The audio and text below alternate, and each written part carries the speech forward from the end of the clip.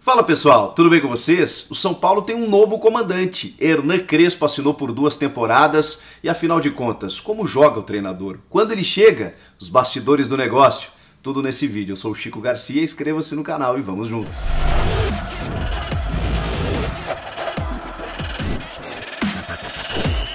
Agora é oficial, tá formalizado, o argentino Hernan Crespo, de 45 anos, já assinou contrato pelas próximas 2 temporadas com o São Paulo Futebol Clube. Houve o anúncio nessa sexta-feira, por parte da diretoria são paulina e do próprio treinador, que já postou na sua rede social, inclusive um trecho do hino, Salve o Tricolor Paulista. E o presidente do São Paulo, Júlio Casares, juntamente com os diretores, o Carlos Belmonte, também o coordenador técnico Muricy Ramalho, eles falaram sobre o processo de escolha do Hernan Crespo, que foi um pouco diferenciado. A gente já tinha falado sobre isso em outros vídeos aqui no canal, mais ou menos o que fez o Flamengo com o Domenech Torrent, entrevistando alguns profissionais, o Maurício Gagliotti também, para tentar trazer o Abel Ferreira, naquela adequação do cara que você vai trazer ao modelo de jogo que você quer adotar, e não simplesmente para você direcionar um nome que está no mercado, que tem boas referências e vamos trazer aqui, depois a gente vê o que acontece. Mas também é verdade que a gente já sabia que o São Paulo mirava um técnico estrangeiro. Eu não posso nem condenar o São Paulo por achar que ele está indo numa moda, numa onda de procurar técnicos estrangeiros, porque a verdade é que eles têm sido protagonistas aqui no nosso futebol. Com exceção de alguns nomes que foram campeões e até fizeram bons trabalhos nos últimos anos, como Renato Gaúcho, Thiago Nunes, Fábio Carille, Cuca, Felipão. De 2 anos para cá, os estrangeiros têm sido protagonistas. Os 2 últimos técnicos campeões da Libertadores são portugueses. O Jorge Jesus, o Abel Ferreira, o Jorge Sampaoli também de bons trabalhos, alguns questionamentos, mas inevitavelmente um bom técnico. O Eduardo Cudê, que liderou durante um turno inteiro o Campeonato Brasileiro com um time com algumas limitações do Internacional e agora seguido aí pelo Abel Braga. Então a gente tem realmente estrangeiros aqui trazendo novas ideias, ideias interessantes. Então eu não discuto, não questiono o São Paulo ter ido atrás de um estrangeiro. Agora, todo mundo se pergunta, mas, poxa, o Hernan Crespo ele é muito jovem na carreira. Ele tem um nome fantástico como grande centroavante que foi, de destaque internacional e de seleção argentina. Mas como treinador, o Hernan Crespo ele viraliza alguns vídeos pela forma como ele entende o jogo, como ele pensa o jogo. Ele é um cara que, como disse o Muricy Ramalho, ele tem uma mentalidade vencedora. E foi isso que fez com que o São Paulo buscasse o Hernan Crespo. Outra coisa que fez com que o São Paulo se seduzisse para trazer o Crespo é a forma como ele se referiu ao São Paulo. Mais ou menos o que aconteceu com o Abel Ferreira no Palmeiras, porque às vezes você traz um técnico estrangeiro e o cara chega aqui, não, beleza, eu vou fazer meu trabalho e tudo mais. Um perfil mais Sampaoli, assim, sabe? Que não dá muita bola para essa questão emocional. O Hernan Crespo, segundo os dirigentes do São Paulo, demonstrou desde o início o entendimento de onde ele está chegando, onde ele está pisando. Um clube gigantesco, mas que vive um jejum de títulos e, por consequência, uma pressão enorme. E ele vai ter que saber lidar com isso. E saber onde está pisando é o primeiro passo. Você entender que esse time tem um tamanho que não condiz com a realidade atual, mas que é preciso que seja retomada.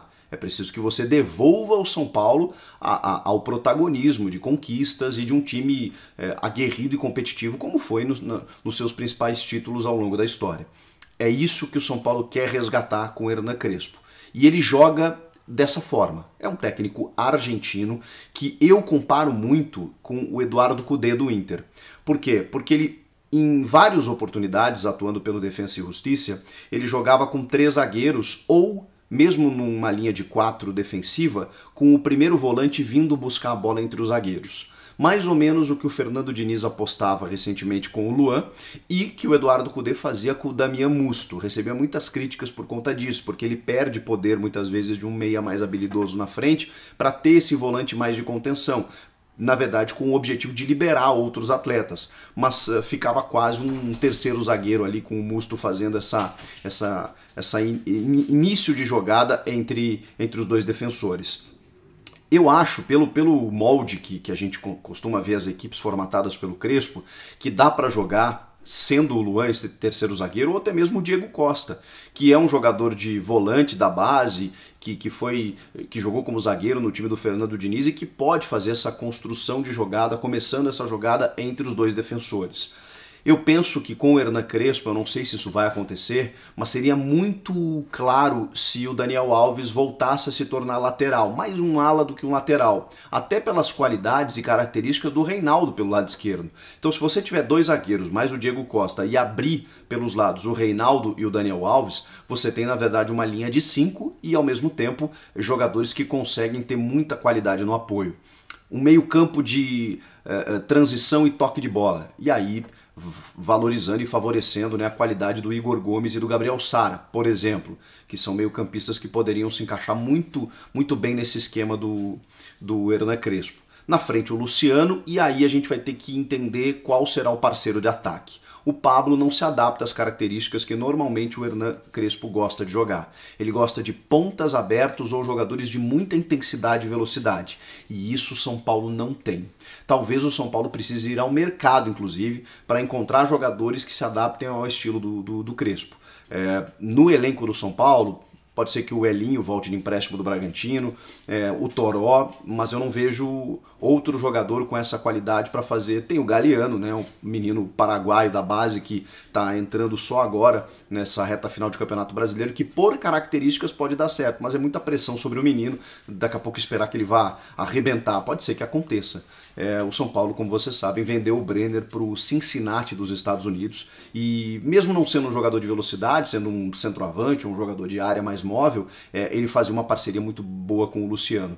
Então a gente vai precisar ver, né? Treinos a gente não acompanha mais, mas ver de que forma esse São Paulo do Crespo vai jogar. Mas ele gosta de jogar a partir do goleiro, ele gosta de ter circulação de bola e gosta de pressionar o adversário no campo ofensivo. Na teoria, lindo, né? Agora a gente tem que ver na prática. Ele tem um indicativo negativo, a gente já falou sobre isso, né? Ele tem mais derrotas do que vitórias na curta carreira, embora um título já é campeão, é o atual campeão da Copa Sul-Americana pelo Defensa e Justiça. Essas derrotas também têm a ver com o início dele de trabalho lá no Parma, na categoria Sub-19, depois ele foi para o Modena também na Itália, onde ele jogou muitos anos na Itália, no futebol italiano, voltou, começou no Banfield e aí depois no Defensa. É o principal desafio da carreira do Crespo como técnico, por toda a pressão, por tudo que envolve o São Paulo, pelo tamanho do São Paulo, e por ser um estrangeiro aqui no futebol brasileiro. Por conta disso, o São Paulo não vai permitir com que ele comande o time nessas últimas rodadas. E eu acho que faz sentido, né? O cara chegar com o barco em andamento, assim, né? Com o bonde andando, para tentar, enfim, daqui a pouco ser questionado por um resultado, por um empate, acho que não faz sentido realmente. Deixa o Marcos Visoli nessas rodadas finais, o São Paulo acabou saindo da disputa do título, tem uma vaga de G4 que é fundamental, mas eu não acho que o Hernan Crespo acrescentaria tanto assim, imediatamente chegando para trabalhar. Ele precisa de método, ele precisa de tempo, e essa adaptação o São Paulo sabe que é necessária e não é de uma hora para outra. Então ele deve chegar na terça-feira da semana que vem ao Brasil, deve começar a conhecer o elenco e o Campeonato Brasileiro está terminando. E ele assume efetivamente ao final dessa temporada, começo de 21, as temporadas são coladas, né? Já vem aí o Campeonato Paulista, que o São Paulo não conquista desde 2015, ou seja, são 16 anos na fila do campeonato estadual, é muita pressão e ele sabe que vai ser cobrado já imediatamente. São 2 anos de contrato para que realmente ele consiga fazer esse time jogar, que tenha respaldo, que tenha paciência, e vai precisar do entendimento da direção, da torcida e tudo aquilo que a gente já sabe.